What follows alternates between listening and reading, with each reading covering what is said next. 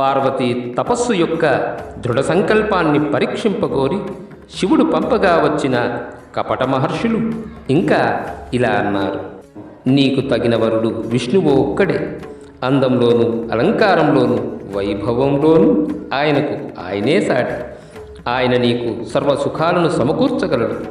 దగ్గరుండి ఆ వివాహాన్ని మేం జరిపిస్తాం.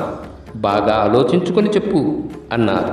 కపట బ్రాహ్మణుల మాటలకు పార్వతి నవ్వుకొని ఇలా అంది: ఓ బ్రాహ్మణులారా, దేవర్షి అయిన నారదుని వచనమే నాకు హితకరం. ఈ తపస్సు నాకు సుఖాన్నిస్తుందో శూన్యాన్ని మిగులుస్తుందో నాకేదైనా సంతోషమే.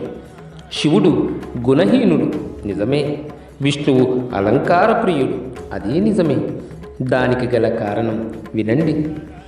పరబ్రహ్మ యొక్క సగన రూపం శివుడు. ఆయన మాయాతీతుడు, అవధూత స్వరూపుడు. మాయావేషం లేని వారికి అలంకారాదుల యందు ప్రీతి ఉండదు, ఏ గుణములు ఉండవు. రాతి మీద పద్మం వికసించవచ్చు, నా వ్రతాన్ని మాత్రం వదలను. అలా పలికి పార్వతి మౌనాన్ని వహించగా మహర్షులు ఆమెకు జయము కలుగుగాక అని ఉత్తమ ఆశీర్వచనాలను పలికి శివలోకానికి వెళ్ళి ఆ వృత్తాంతాన్ని నివేదించి తదుపరి తమ లోకానికి చేరుకున్నారు. మునుల వచనాలను విని శంకరుడు పార్వతిని తానే స్వయంగా పరీక్షింపగోరి కర్రను గొడుగును పట్టుకుని వృద్ధ బ్రహ్మచారి వేషంలో మార్గస్థుని వలె పార్వతీ ముందు సాక్షాత్కరించాడు. పార్వతి ఆయనను పూజించి, ఓ వేదమూర్తి, మీరెవరు? నా వల్ల నెరవేరవలసిన కార్యాలేమైనా ఉన్నాయా?